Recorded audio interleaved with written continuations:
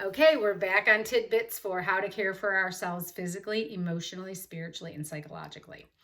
The one we're going to focus on here is what we can do for ourselves emotionally.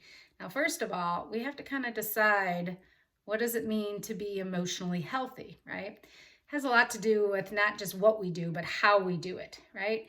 And emotional health really starts from the ground up. It really means being able to identify what you're feeling, why you're feeling it, and importantly, what you need to do with those feelings.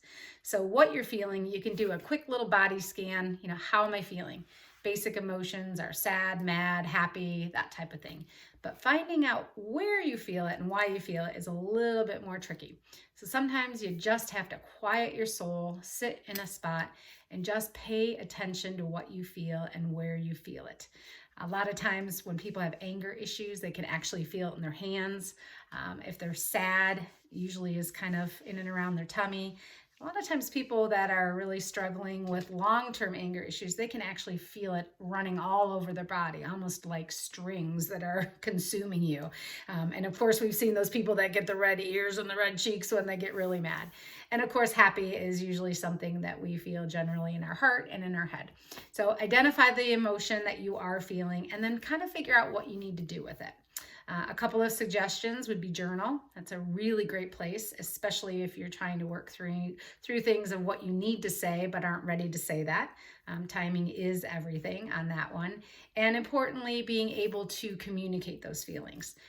Best way to do that is to communicate what you feel and what you hope.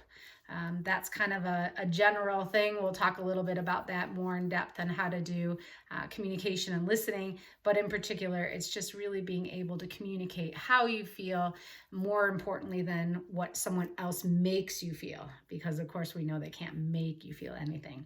So that's kind of the gist of the emotional care in general. There's lots more to it, but that'll give you a little tidbit. And again, I would suggest that you measure your scale on that 0 to 25. How am I doing on caring for myself emotionally, and specifically what am I doing with those emotions? If you're really fired up, sometimes you got to get a good old punching bag and just hit the heck out of it just to get those feelings out. Or for example, if you're feeling kind of just blue, maybe you need to give yourself a little extra rest. These days are filled with more times where we're feeling a bit more anxious and a bit more tired. So just pay attention to what your body needs and listen. So that's the tidbit for today on how to care for yourself emotionally.